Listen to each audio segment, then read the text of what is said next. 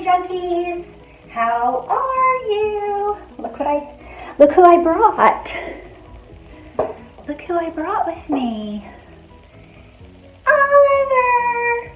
Oliver says hello, darling people out there. He really doesn't. He's probably like, put me down, please. Okay, so I'm gonna have to watch him like a hawk because I don't want him to eat my cords.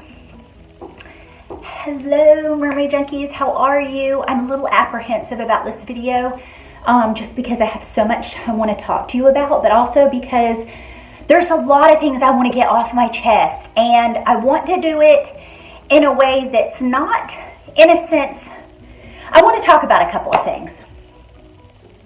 First of all, I want to talk about some subjects that I want to bring to light. And the reason that I want to bring to light these particular subjects is because I feel that, sorry about that, that's Oliver. Oliver, no, love.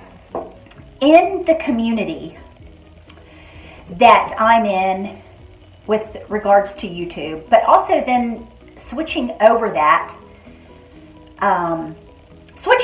particular thing with regards to social media in general, right? It's like I've had so many like epiphanies. I've had so many experiences within the last month that it's like, have you guys ever been like this? Like you're with a girlfriend or whatever and you haven't seen them for a really long time, and then you're like, oh my God, where do I start now? Because you're like, oh, I have so much to talk to you about. So it's not that there's for lack of conversation, but there's just so much stuff that you're like, okay, this is going to be like a run-on video for like 2 flipping hours, right?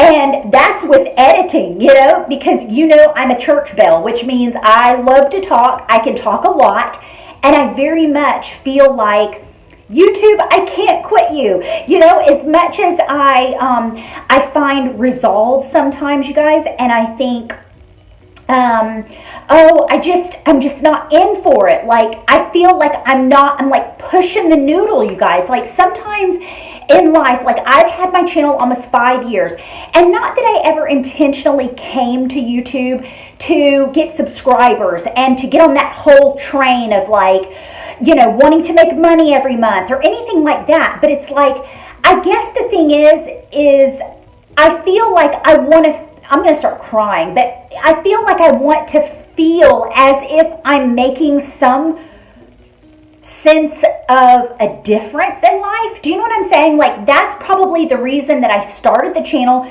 not only to make a difference in my own life, but to make a difference in like one other person's life. And I know that I can't be subjected to the fact that, you know, I don't get a certain amount of likes on my channel, or you know, like the views have died down like significantly. And I understand that has a lot to do with the algorithm. I understand it has a lot to do with the fact that I haven't made videos in a month because I get like a really huge charge after that. And that has a lot to do with the algorithm for YouTube and the different things about how you like do all the technical things. You know what I mean? Like you put SEOs, you do the right tag words, and you do the right word phrases and blah, blah, blah, that kind of stuff. And I got to the point to where I was putting so much effort, and I know that that sounds like a drag of a reason for like why I stopped doing YouTube, but I was feeling this sense of pressure as far as like getting my book released, feeling like, okay, I'm getting to the pivotal point of where like by December, I wanted to be able in January to be the main breadwinner in our family. And so I have never experienced that kind of stress. Like that's always been the man's job. And I took that on as my own responsibility. Not that it was asked of me or anything like that, but I think because of my experiences in life, especially with having a marriage for 25 years and being a mother that was a stay-at-home mother with 4 children, and I was busy doing that. I was running a household. I never made money. Like I was blogging for like 12 years or something, but it was fun, and I didn't have to do it if I didn't want to. It wasn't like it was dire straits and we weren't going to eat if I didn't blog. Do you know what I mean? And so I've put this pressure significantly on myself because I'm going to get emotional, but I'm going to try not to get emotional. Not that I don't care about being vulnerable, but I want to get my message across. It's like, and I'm just wondering if other women out there, yeah, I'm in my pajamas, by the way. I threw a little mascara and some blush on, but that was it. But anyway, I just wonder if women experience that as well. Like if you've been a stay-at-home mother and you haven't, maybe you went to college. I took courses and stuff and did online schooling. So I did get degrees in the sense that, I could probably, like if I wanted to get a design job, I could find somewhere to work or whatever. And I've done design jobs. But my whole thing about, and you guys have know this that have followed me for a while, is that I want to just strictly do my art. I want to paint and I want to write books. And that I want to be my career, and that was my dream since I was a little teeny girl. And I'm actually living that dream. It's just that you have to you have to take into the equation that you're going to be flat, broke, and busted. You know what I mean? Like it's scrappy all the way, you guys. And I've had trickling, money coming in and stuff. But before the release of the book, you don't know how it's going to go. It's a gamble, you guys. It's like me throwing that out there and into the universe and like going, I hope that they love this. Like it was written and it was illustrated with as much love that I could put forth on paper. And that's all I can do. You know what I mean? And so I know that's nothing more than is expected. And so I just feel like, so there's so many things I want to share, but that was the one main thing, is that like stressing ourselves out, like as women, I know that everyone is in different stages of their life, where mine is like, I'm an empty nester in a sense. Like I don't have any little kids, I have rabbit and I have chickens, and other than that, like I do have a very free schedule where I can do a lot of different things with my time, whereas I didn't used to have that. You know what I mean? It was a season for my kids and raising them and trying to give them morals and not just raising them like anybody can raise kids, like a pack of wolves. You can tend to children, but how many times are we actually, that's another thing that I want to talk about, is like this, my ultimate legacy leaving dream is to, obviously I want to live in Carmel.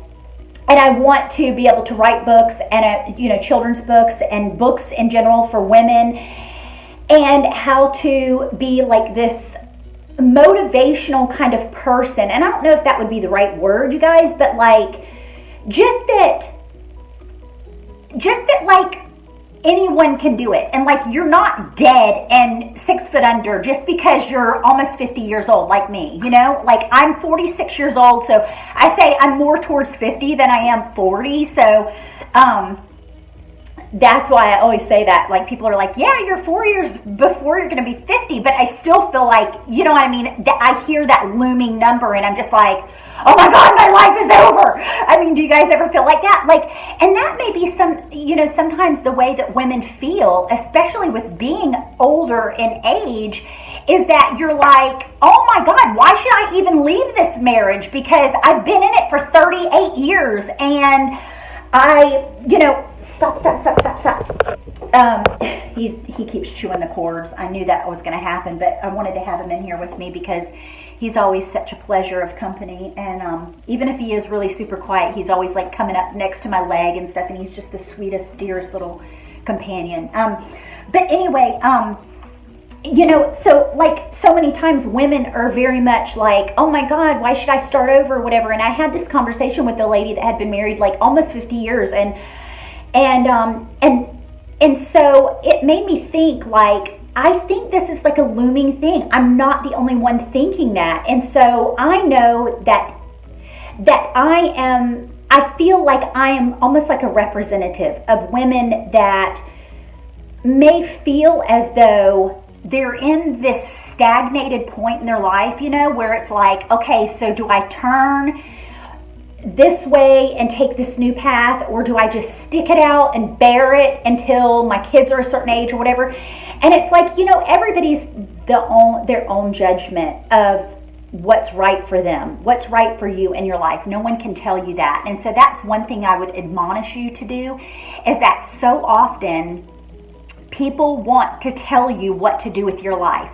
And the only reason that they ever want to tell you what to do with their life, with your life, is because they don't, how do I say this nicely? I don't know. People only want to tell you things in life of how you should do this and you should do that in accordance to how well it's going to work out for them.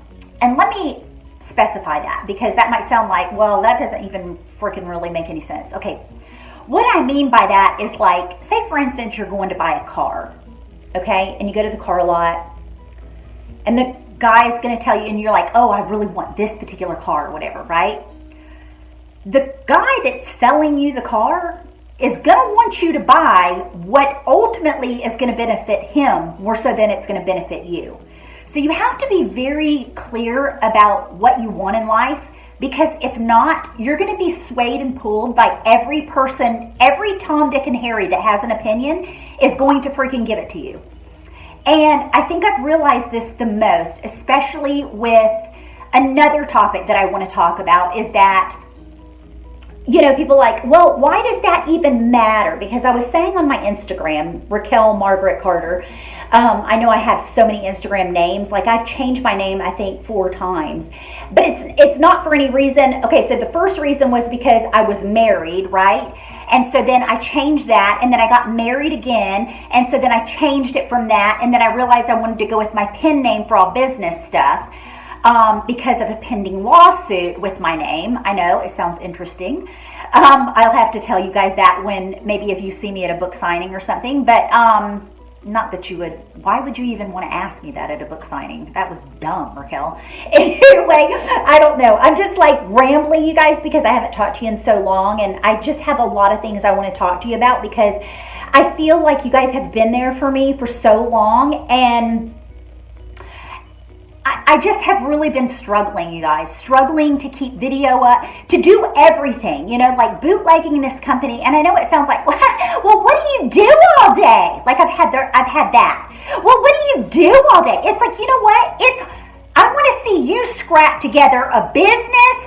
I want you to, you know, start making money immediately, start doing this, start doing that, write a book, illustrate a book, be your publicist, be your, you know, advertising agent, be your this, be your backing, be, you know, a non-daddy's payroll. I never got a payout settlement. I never got a penny from my ex, and I never married for money, so I'm doing this all on my own. So it is a lot of work. And not only that, just the mental stress of it in itself is like, you try to not let it get to you. I hope that it's not vibrating in the sound, because I have concrete floors, but I do have rugs down, so I don't know. You guys have to tell me in the comment section. But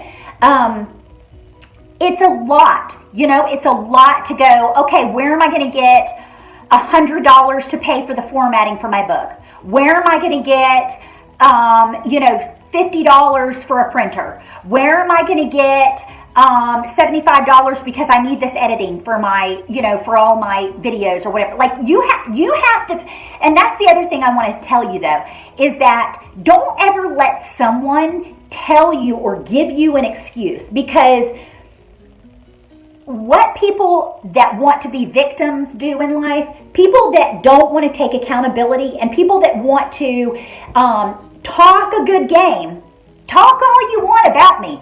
But mind you, there's going to come a day that these haters are going to be like, you know, I'll never know it from the external perspective, but I have had not so many, I'm not going to exaggerate, but I've had certain women that have been vile to me, and I don't even know what the freak I've done to them. I guess I just have a way of pissing people off, because it's like, you know what? You're going to sit there and downtrod me and try and make me feel bad and send me emails or comment on, you know, a blog post, or block me from social media. And it's just like, what that says more about your character than it does mine. It says more about the character of you looking at my YouTube, even though I don't know and I can't visually see that you're looking at it, but you leave a trail, sweetie. You leave a trail. So not only that, I'm very empathic. So it's not like I can't figure things out, or I have people out there that, think nothing of letting me know things about certain people that don't like me. And I mean, as much as I appreciate that, like my little tribe or whatever, it's just like I don't have time for that. Like, while you're sitting there scrolling and hating on me on social media, or like saying things inadvertently about me, which I know that they're about me. It doesn't take a genius to figure out stuff, like people that were my friends and now aren't my friends, like aren't my cheerleaders, Like, I don't have time to worry about you. I'm getting shit done while you're sitting there minding your P's and Q's about how you're gonna, don't buy this girl's book, and she's into spirituality and that's not godlike and whatever. It's like, I'm more probably into God than you could ever be, and that was totally out of alignment, and I shouldn't even give this entertainment for thought. But anyway, so I'll get off of this subject. But what I wanted to say is, like, I just want you, my sweet, dear friends, my dear friends. And the reason that I started calling people my dear friends is because I love it. Because and everything always goes back to, like, there's a reason why I called this room my treasure room.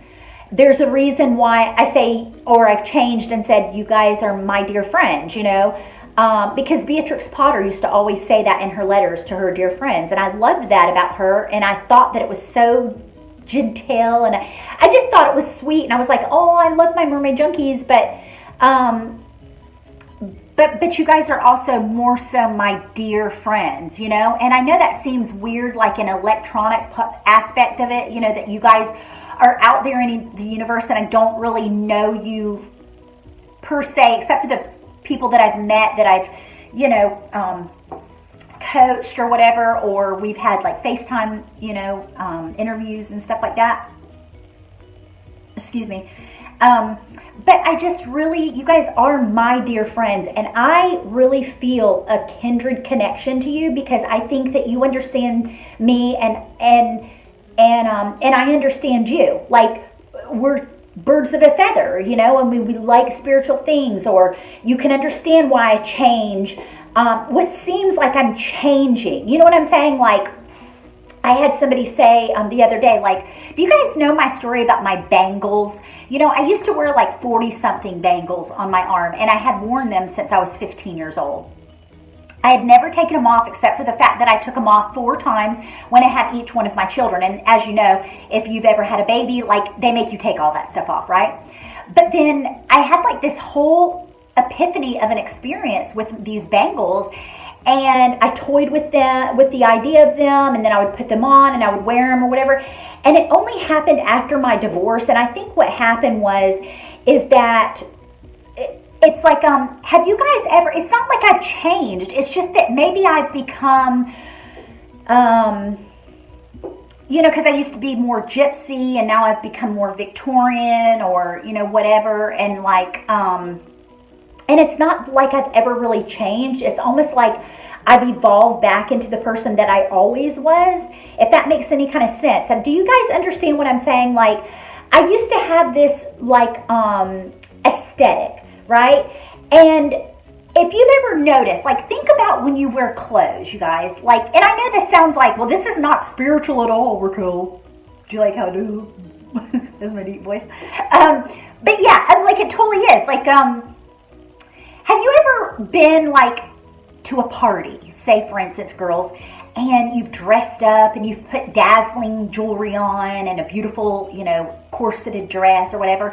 And then, like, when you're lounging around or you go to your nursing job and you put scrubs on, like there's a different feeling. And almost like, in a sense, don't you take on that different personality? Like, it's kind of like when you're an adult and you think about your childhood, and then you go back to that house, like after you're an adult, and then you go back to that house, like if you've ever had that opportunity to do that, right? And it's almost like when you're around your siblings or your parents or whoever raised you or whatever, like that environment takes you mentally back to that state of who you were then. Does that make sense?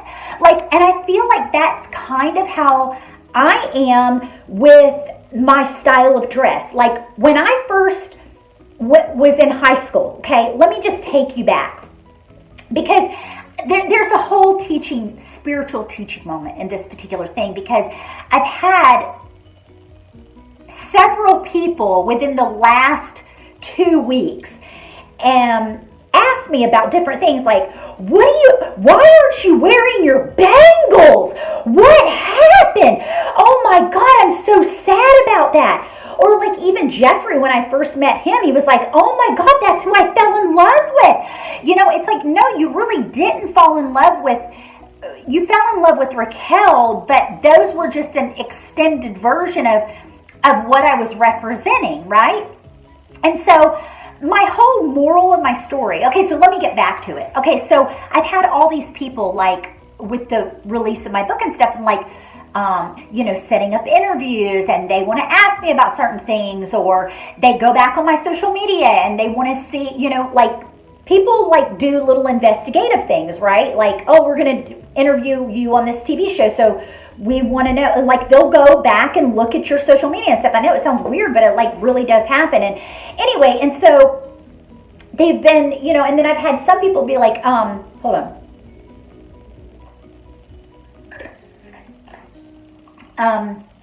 I've had some people be like say things, you know, oh my gosh, I really wish you would wear those bangles again. And like, oh, you know, what did you do with them? And what happened? And whatever. And I've just been like really, you know, making my own skirts and stuff again and everything. But anyway, so let me take you back there. So it's not like I've had people say, oh, you've changed, Raquel. You've changed. You're not the person I knew. Like in that way, and I put a quote on my social media. It was like, yeah, I've changed. And that was the point. You know, when you go through experiences in life, like to expect to stay the same is very, like, it's not realistic. I mean, and I'm not one to live in reality. I mean, by all means, I always say, keep your head in the sand and pretend, right? But what I mean by that is that we're always ever changing and ever evolving. And so for someone to want you to stay in the state that you were when they knew you, oh, you're not the same person, like you say things that you shouldn't say, and you know, you're just acting, you know, you don't speak like that in real life. You know, why are you sounding all Victorian? You don't really sound like that in real life. Like, look at your YouTube channel. You're totally different, and you curse and you do this. And it's like, you guys, I'm allowed to evolve and change. I'm not talking to you guys like my friends. I'm talking about like the people that like say things like, I mean, I think I get more of it like from my family, or like people that knew me before, like blocking me on social media just because it's like, what did I do to you? What did I did nothing to you. Like, if I did something to you, clarify with me. Like, I'm a real girl's girl. And I'm a very compassionate, sweet person. And I'm not going to apologize for saying, like, oh, she likes to pat herself on the back. Yeah, I do, because I'm a very authentic person. I'm sometimes hard for some people to digest because I'm very authentic. And sometimes I come across almost like I'm very, not charismatic, but a very matter-of-fact way. But it's only because I want to be treated that way in life too. Do you know what I'm saying? Like, I don't want someone to just fluff around and tell me what I want to hear. I want people to move me. I want to change. I want to evolve. I want to expand in life. And I'm thinking that people that are watching my channel actually want that too, you know? And it's like, I should totally bring the chickens in and let you guys see them. Would y'all like that? Like, tell me in the comments. Like, at least I'll bring May in because she's very good in that way. Like, she's so sweet. She'll sit, like, on my lap. May is my Plymouth Rock. She's my hen that's the Plymouth Rock. And she will let me pet her like a dog. Like, she just bows down and she lets me pet her for the longest, and she'll fall asleep. I mean, it's the coolest thing. I had wanted chickens since I was a little girl. But anyway, leave in the comments if you guys want me to bring the chickens on one time, because I'll totally drag them in the house. Like, Jeffrey's like, are you bringing the chickens in the house? And I'm like, yeah. I mean, it's concrete. Who gives a crap? Like, life is about enjoying yourself and having fun. Like, who says you can't have a chicken in the house? Like, I have a friend that has a freaking pig. I mean, they're really clean, actually. But anyway, like, she'll put freaking little bows and collars around its neck and call it like it's a dog. And it's like the coolest thing, because I'm like, that is the way we should be doing. We should be living life fully and happily and with fun, right? I mean, stop being such a stick in the mud, you know? It's like, be happy for people when they're doing really well in life, and be happy for people when you get, you know, your dream of having chickens run around in your yard and they're laying you eggs, you know, beautiful eggs. I mean, like, life is about having fun. Anyway, okay, so what I was saying is about the changing thing, right? So when I was probably all the entire time when I wasn't in high school and junior high, like, I always dressed like an old-fashioned girl. You know, I learned how to sew when I was really, really young by some massive, beautiful seamstresses. And my mother never was a sewer or crafter or anything. She's never been into any of those type of things. The only thing I ever learned really from my mom that she really liked is she loved to read. And but she wasn't an avid reader, but she would read on occasion, you know, when she found some good books and stuff. But so I had always wanted to sew, and my mother didn't know how to sew, so I was like, this is another thing that I'm talking about, like, when you want things to happen and you want to make change and you want to have things in your life. Like, I'm speaking to, like, not only millennials, because I know millennials watch my channel, but more so women that are even, that's the chickens, sorry. They're sitting in the windowsill. But if you want to change things in your life, like, there's no reason that you can't change anything you want to. You have the capacity to do it. The only thing that you need to think about is what your brain is telling you. You know, are you living out of fear and not wanting to change?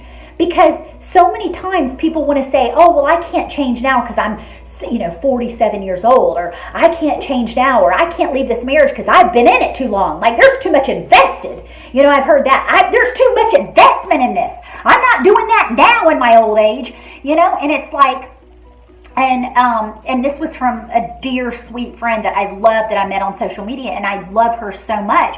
And I understand. I totally have compassion and empathy and understand that. I'm speaking to the people that actually really want to change.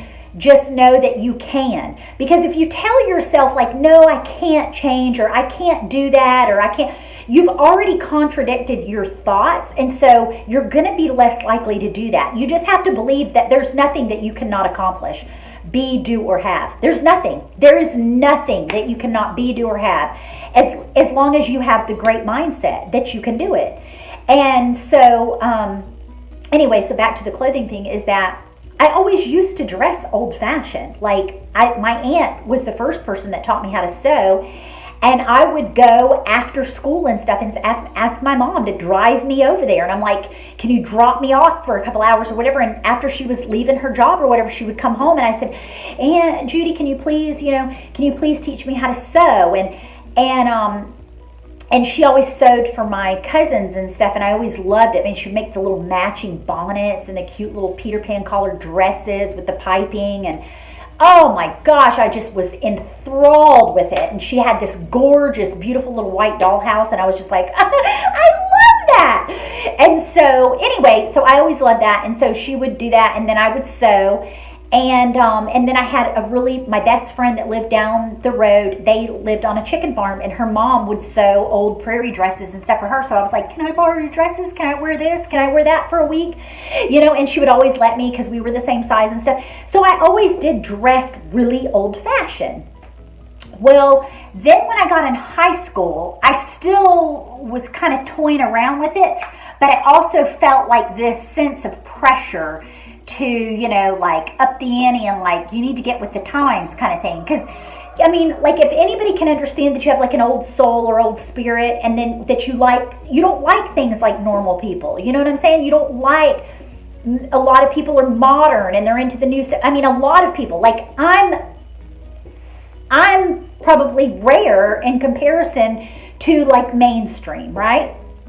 And so I was feeling the pressure of like, oh my gosh, I'm going to be in high school and like people are going to talk or, whatever. And so I felt insecure. Like, and it didn't help that I'm, fair complected, freckles, and I've always been like, that's not a victimhood thing. I sound like I'm a victim, but that's not what I mean. But I'm saying like, I've always been like kind of a little bit jollied with a little bit, you know what I'm saying? Like people are, oh, you're very ugly, you have red hair and you need to get a tan and you're this and you're that and blah, blah, blah, whatever. And so that insecurity added on to it. It was like, oh my gosh, I'm just doomed, So I thought at least if I can get a decent, cute little haircut, stop wearing my glasses, and stop wearing old-fashioned clothes, maybe, somebody will like me in school, you know what I mean? And I was starting to like boys or whatever. And so anyway, so what happened was my cousin actually took me on a shopping trip. And so she bought me like really cute clothes, Outback Red at the time. I don't know if you guys remember that store. Well, I think it was the Limited. Wasn't it like a section of Outback Red was in the Limited? I can't remember anyway, you guys. But we bought like $1,000 worth of clothes, and I felt like I was the cutest little thing or whatever. Anyway, I ended up getting best dressed in my yearbook for that year. And so I still, in my soul, was old-fashioned. Like when I would see somebody out or something, or had a petticoat on or something, I was just like, oh my gosh, that's so cute. I love those clothes, And but anyway, then boys come in, and like boys don't like you when you're wearing petticoats and bloomers. Let's get for real here. And so that started me on the fast track to like kind of evolving. Like I had my first, I think when I got married, you guys, so, I had just turned 19 years old, like a week. So I was basically like shy of 18, and then I was turning 19. And so I started slowly sewing skirts again. Like I would see some calico fabric at the store or whatever. Like, are you guys bored stiff with this conversation? I hope not. Anyway, if you are, I'm sorry. But anyway, it's kind of like us like visiting, right? Like if you don't read my blog, then I'm going to talk to you like, oh my God, you would totally get that. You know what I mean? Like this is how I'd act if you came over for tea. So anyway, so I started, I had always had a sewing machine. My aunt had given me one, and her old one. And so I just started sewing again.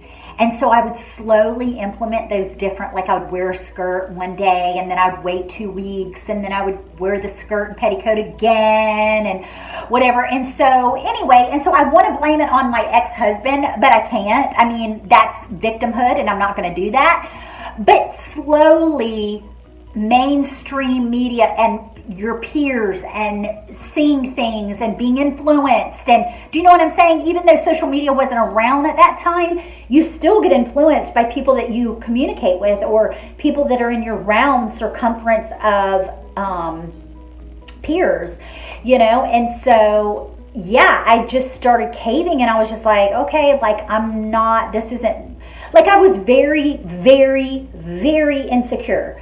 And so that's another thing I just want to really implement, is that start if you haven't been yourself for a really long time, or there's things that you have loved endlessly in your soul, like you're always drawn to this particular style of your house decor, but your husband doesn't really want you to, there's always a way to get what you want in life. Like, and it doesn't have to be a fight. You don't have to leave a marriage for things like that.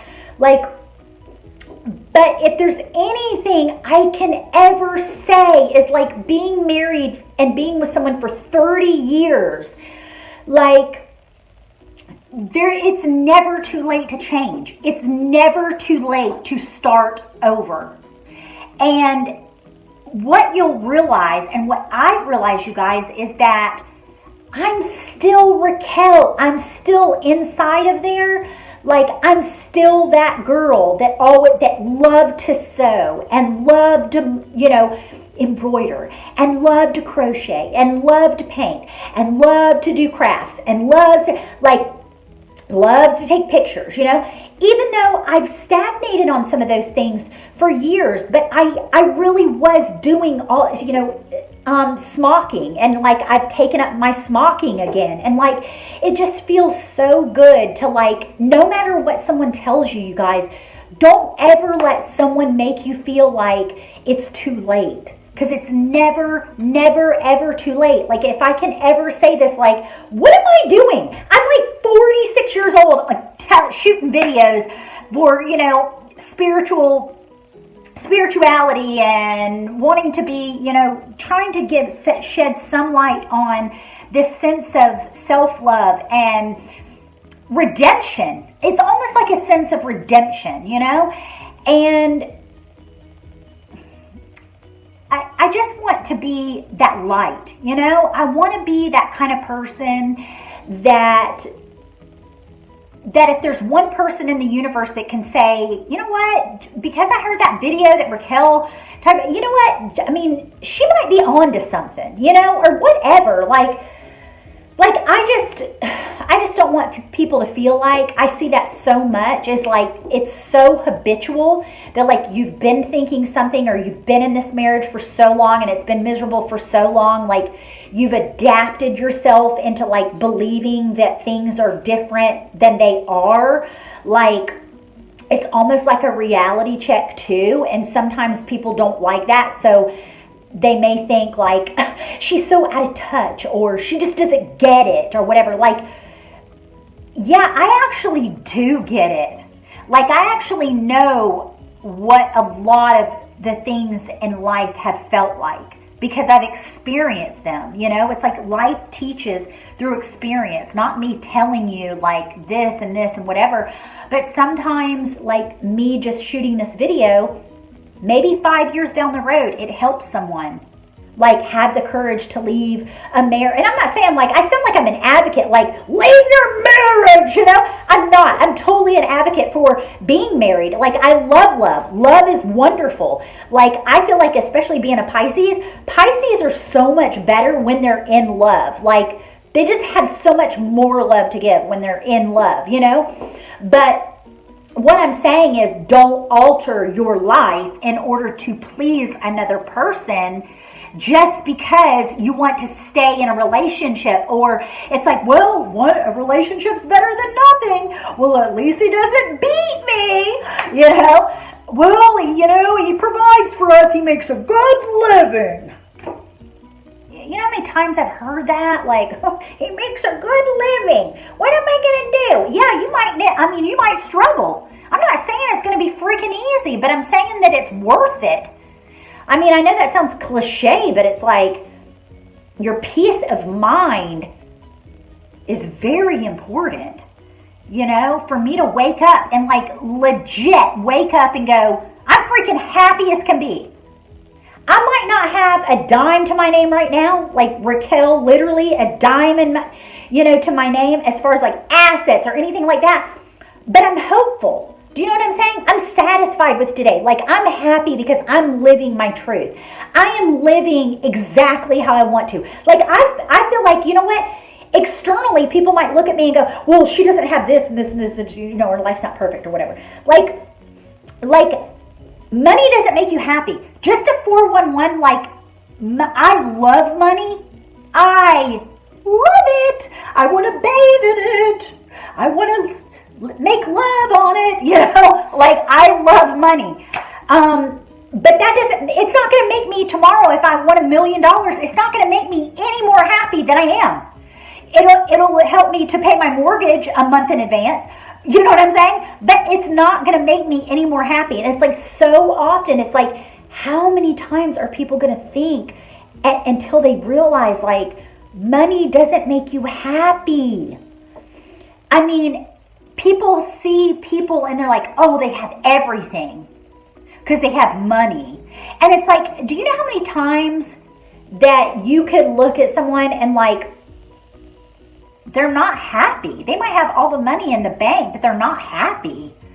Like they're miserable, or they have all these vices because they're trying to make themselves happy. I'm happy. I'm happy. I swear I'm happy. Let me go get that 5th Mercedes SUV because that is going to make me happy. I see it so much like working for celebrities. Like I've worked for a number of celebrities since my divorce, whatever. And it's like, it never, like, it's like a red flag. I can see it. And that's no offense to them. And I don't mean that like in a very negative connotation, but it just makes me go, you still are seeking the happiness. You're still seeking it. I mean, you live in a $7.5 million home. You are very famous. But you're miserable. You know? And, but that whole thing is like, but you can't teach anybody that. You know what I mean? I could say that, and who's going to listen to me? You know, I'm this little girl from Brooksville, Florida. But anyway, I don't know where I was going with that story. I guess I was finished saying, and I think I finished that, was about the clothing thing, is that like, I haven't changed, really. I've changed back into the person that I was before I ever allowed to be contaminated by everybody else's thoughts about what they thought I should do or whatever. Like, and that's been a real interesting thing. The other thing that's been really super interesting, like with me releasing this book and stuff, is that, you know, I've just been going along or whatever, but then I start to notice like people that were kind of cool with me before are like, kind of like moved away, not cool with me anymore. And so it makes me wonder like, what's the underlying thing there? Because I haven't changed. I'm just excited about my life and about being a published author. Like, that's really cool. And I'm going to boast about that. I'm not going to sit there and, oh, well, I don't want to say anything because I'm going to be bashful because I have to be humble. Like, no, I'm going to brag about stuff like that. Like, I've worked my ass off.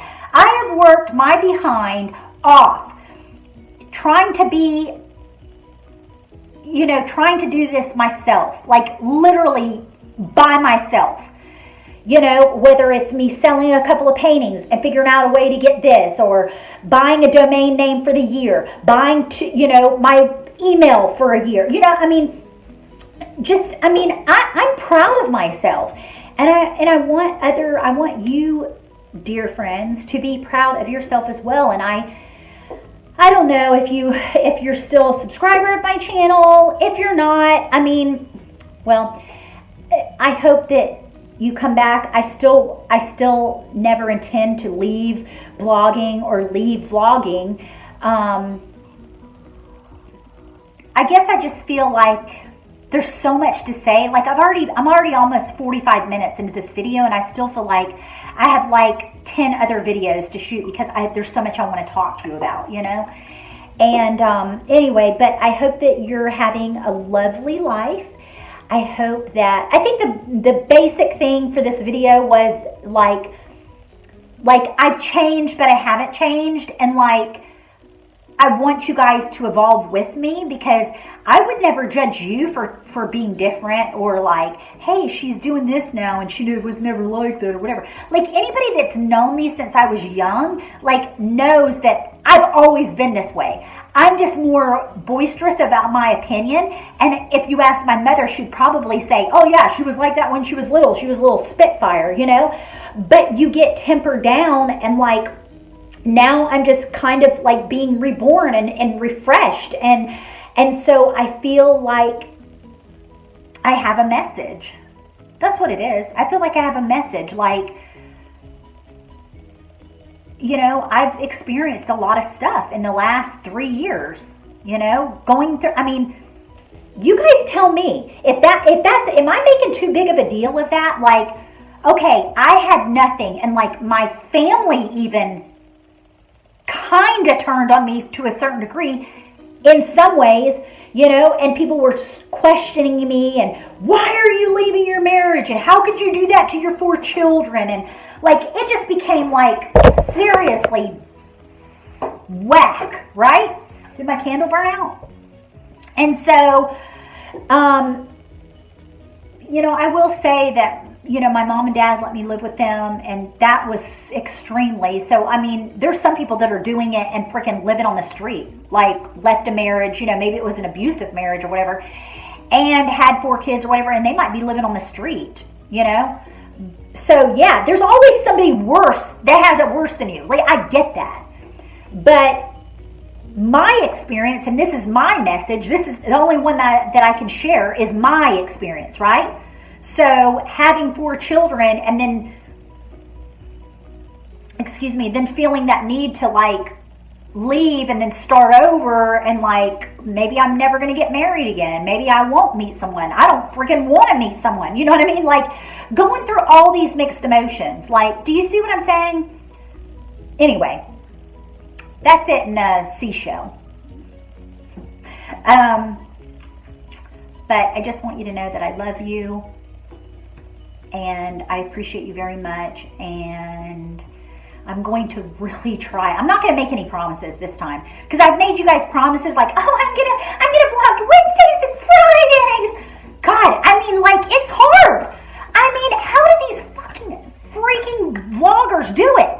Like, every freaking day. Like, I get it, but it's like you're on the fast track to like autopilot. Like, I don't ever want to become like some of these YouTubers that are like on autopilot. Like, okay, yeah, you have 1.2 million subscribers, but your message is not changing. Like, where have you cried? When have you experienced any kind of change? Like I don't get it. Like, am I missing something here? Because I'm not going to come on here and shoot a video to you guys and scream at you for an hour. No, I mean, like, I know I talk loud, but like, but there is no, what do you call it? Depth. There's no depth to the video. Like, I'm just like, okay, yeah, I can tell you all the good stuff that all the law of attraction books say, but it's like, dude, you're not making me like feel shit. Like, I need to feel stuff. That's why you listen to music. That's why the people that you watch on videos, that's why you watch them, because there's freaking depth there. Or you see someone experiencing something like, crap, that girl went through some stuff, you know, whatever. I mean, I don't know, maybe that's just me, but I can't watch. I mean, it's like I wouldn't watch a movie that it was like, I'm not feeling that character in that, I'm not feeling that actor in that character. It's just not reading for me at all. And so I'm not going to watch the movie. You know what I mean? That's why you watch movies. That's why you watch videos. That's why you watch Instagram Live. That's why you watch Facebook. Because you want to feel. You want depth. You want emotion. You want to feel stuff, right? You want motivation. You want to feel like, I learned something from that video. I learned something from that person. I might not do it. I might watch her videos for 5 years. Like, this is me. Like, I might watch somebody on videos for several years and never be motivated to do what they're saying.